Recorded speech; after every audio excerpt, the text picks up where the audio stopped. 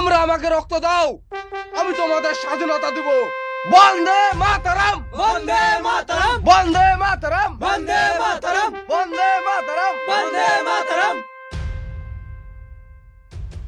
Salute.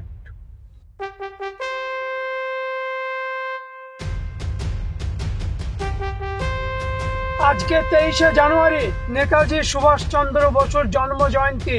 আর এই শুভ জন্মদিনে জাতীয় পতাকাটা তুই উল্টো করে লাগিয়েছিস, ঠিক করে লাগা। ধর। আরে আরে কি করে পতাকা লাগাইছিস? একটা কাজও ঠিক করে করতে পারিস না, উল্টো করে কে পতাকা লাগালো? খেয়াল করিনি সরকার। ভুল হয়ে গেছে স্যার। একটা জাতীয় পতাকা ঠিকভাবে লাগাতে পারিস না? এই পতাকার জন্য কতজন প্রাণ দিয়েছে জানিস? কিচ্ছু জানিস না। পতাকার কটা কালার হয় বল দেখে? জানবি না? তোরা ছোট জাত যে, ছোট হয়ে থাকবি। অশিক্ষিত দল কোথাকার, ছোট লোক। হবে না স্যার। আরে একটা কথা বলবেন, আর একটা যদি জাতির কথা বলেন তাহলে কিন্তু আপনি এখান থেকে ভালোভাবে যেতে পারবেন না। আপনি কি জানেন আমাদের জাতির বিষয়ে? হ্যাঁ, কি জানেন? আপনি তো আজকে এসেছেন আমাদের গ্রামে, এর আগে যারা এসেছিল তাদেরকে জিজ্ঞাসা করবেন। কে আগে এসেছে পরে এসেছে সেটা আমি দেখবো না। আমি এসেছি এখন, আমি দেখবো। এই জাতীয় পতাকা যদি এরপর কোনো অপমান হয় তোদেরকে জেলে ভরে দেবো। যা, আসো। এই চল সব। বন্দে মাতরম, বন্দে মাতরম। মাননীয়া দ্রৌপদী মুর্মু, তিনি কে? তিনি হচ্ছেন আমাদের দেশের রাষ্ট্রপতি। আমাদের স্বজাতি আমরা গর্ব করে বলতে পারবো যে আমাদের স্বজাতির রাষ্ট্রপতি। লোকে আমাদের ছোট করুক, নিচু চোখে দেখুক, তাতে আমাদের কোনো যায় আসে না। কিন্তু আমাদের কর্তব্য, আমরা লোকজনের পাশে আছি, থাকবো। কি বলো তোমরা? আছি। এইভাবে আমরা অন্যায়ের বিরুদ্ধে লড়বো। বাবা, তোমার কাছে আমি একটা দাবি নিয়ে এসেছি। হ্যাঁ বলেন। আমার একটা মেয়ে আছে, তুমি তো জানো। তোমার কাছে অনেক কটান ছেলে আছে, একটা ভালো ছেলে দেখে আমার মেয়েটার বিয়ে দিয়ে দিলে আমি কিন্তু অনেকটা খুশি হতাম। আমি আর এই অত্যাচার সহ্য করতে পারছি না। শুনেন কাকা, আমার এখানে যেসব ছেলেরা আছে সবাই অন্যায়ের বিরুদ্ধে লড়ছে। এখানে কার সঙ্গে আপনার মেয়ের বিয়ে দেব বলেন?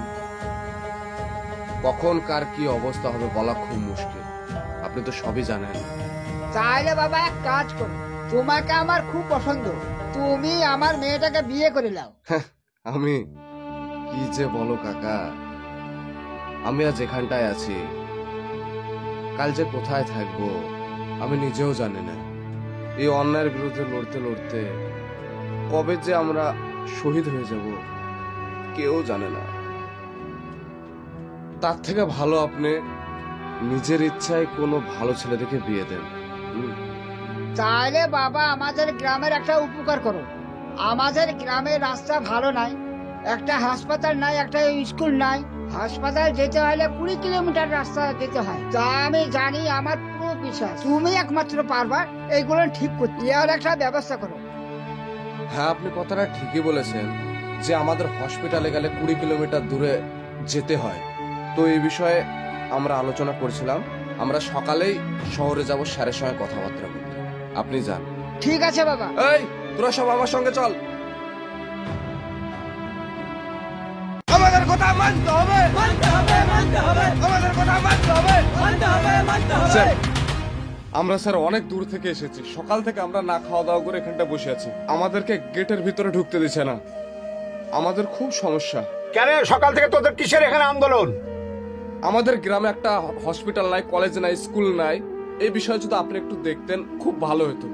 তোদের ওখানে হসপিটাল কিংবা কলেজ থাকবে কি করে? সকাল থেকে সন্ধ্যা পর্যন্ত মদের বোতল নিয়ে তোরা ঘুরে বেড়ায়, কি করে হবে? তোরা এখান থেকে চলে যা, না হলে আমি পুলিশ ডাকতে বাধ্য হব।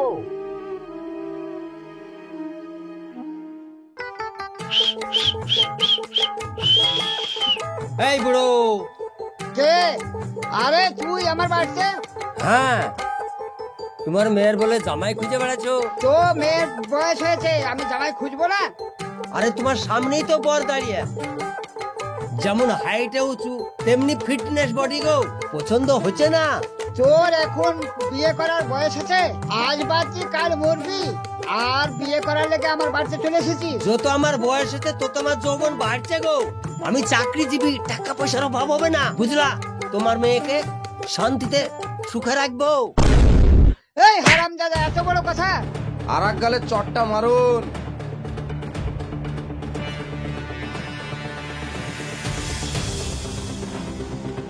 তোর বিয়ে করার খুব শখ না? হ্যাঁ? এই শালা, বাড়িতে দুটো বোট হয়ে এসব করতে তোর লজ্জা লাগে না? হ্যাঁ? পাড়া গ্রামে একটা মেয়ে তোর জ্বালায় বাড়াতে পারে না। কোনটা মেয়ের বয়সে কোনটা তোর বয়সে সেখানে দেখবি না তুই? হ্যাঁ, তোকে আমিই বিয়ে দিয়ে যাবো। এই লিয়ে চল তো। চল তো, বিয়ে দিচ্ছি।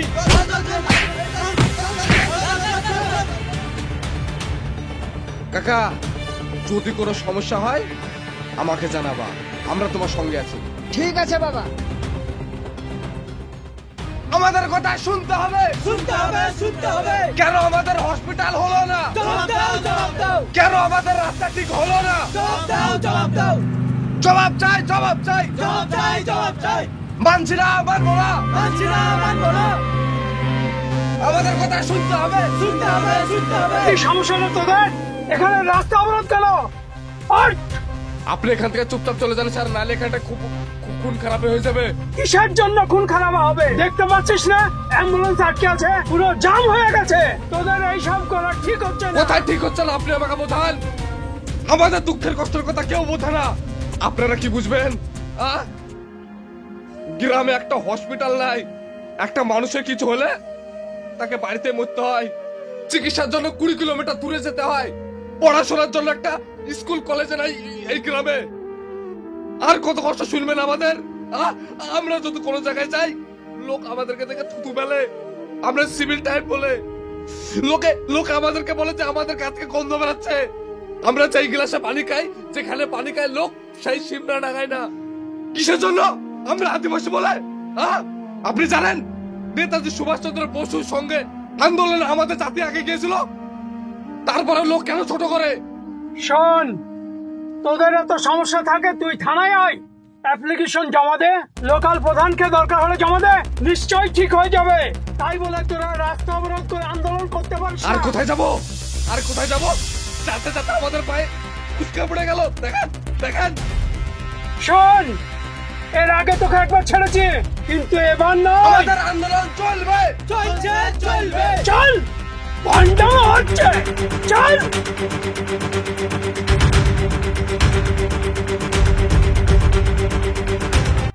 আজ 23শে জানুয়ারি, নেতাজি সুভাষচন্দ্র বসুর জন্মদিন। আমরা অনেকে আদিবাসীদের খারাপ নজরে দেখি এবং অনেক ধরনের খারাপ কথা বলে থাকি। যদি ইতিহাসের দিকে আমরা একটু নজর রাখি, তাহলে আদিবাসীদের অনেক ভূমিকা বেরিয়ে আসে। জয় হিন্দ, ভালো থাকবেন, সুস্থ থাকবেন। দেখা হচ্ছে আপনাদের সঙ্গে আবার নেক্সট কোনো ভিডিওতে।